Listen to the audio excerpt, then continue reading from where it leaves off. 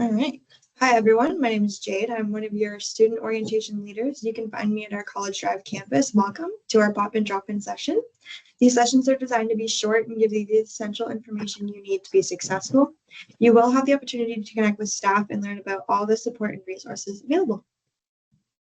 Hi, everyone. My name is Sam. I'm also one of your student orientation leaders. I study at the Commerce Corps campus. Today we have Canadore's Transition, Retention, and Support Coordinators, Jill and Ziad, here to talk about the events, services, resources, and support they offer to all Canadore students. They're going to be answering some of the most common questions they get about transition to post-secondary life. If you have any additional questions, you can submit them using the Q&A feature. And if you want to be discreet, you have the option to ask your questions anonymously as well. All right, first question's for you, Jill. Can you tell us a bit about your role and what you do to support students? Of course. So our role is Transition, Retention, and Support Coordinator. And the idea is to support students in navigating college life. So that's academically, personally, and socially. So we help students develop effective learning strategies, manage challenges like stress or culture shock, and connect with campus resources.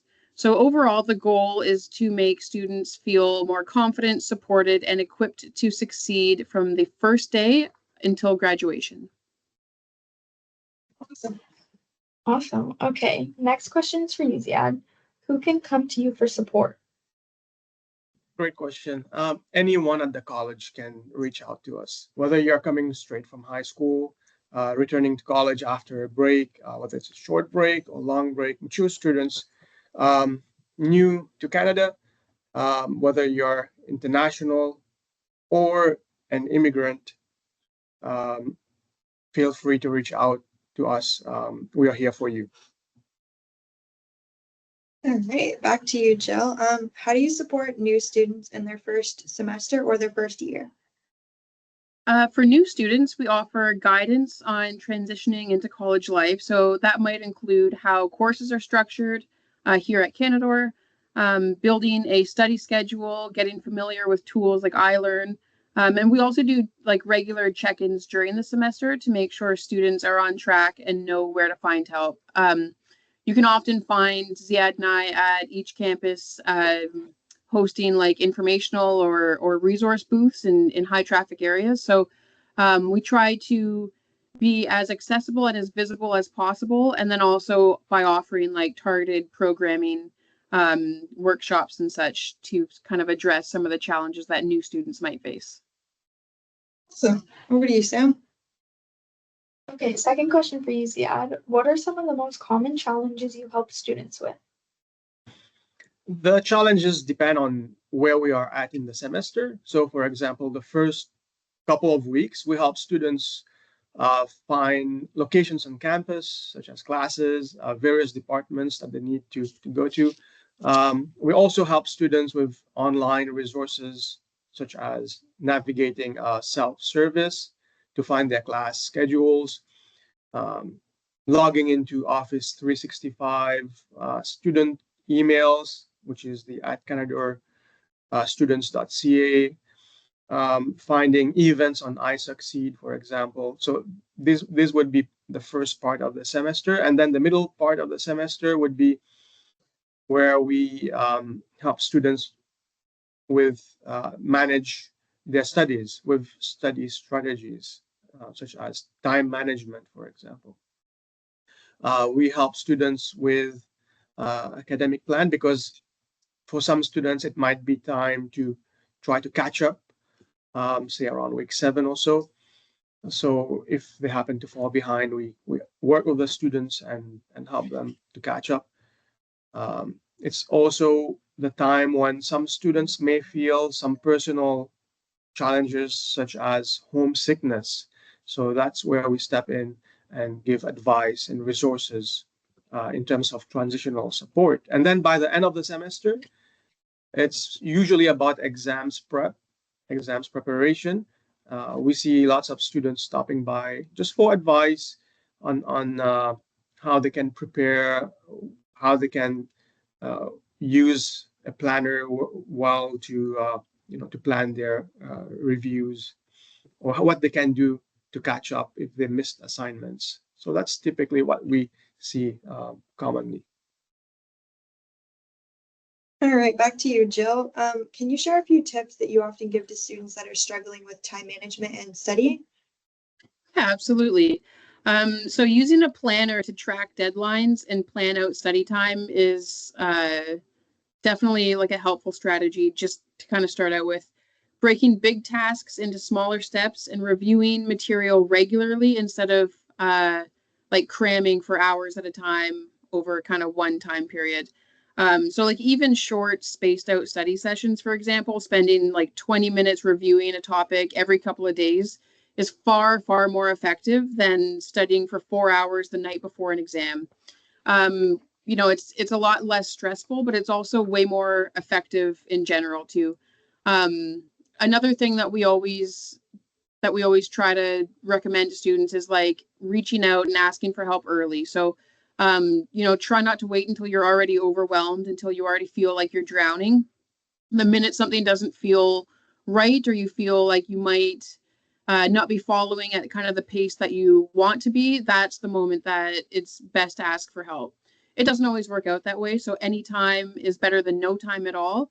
And again, that's kind of another reason why Ziad and I try to make ourselves as visible and accessible as possible so that students do feel comfortable coming to us in kind of any capacity, whether it's like a scheduled appointment or kind of just like a random drop-in sort of thing. So I would say planning your time, using a schedule, and then not being afraid to reach out for help are some of the biggest pieces of advice I can give, especially around time management.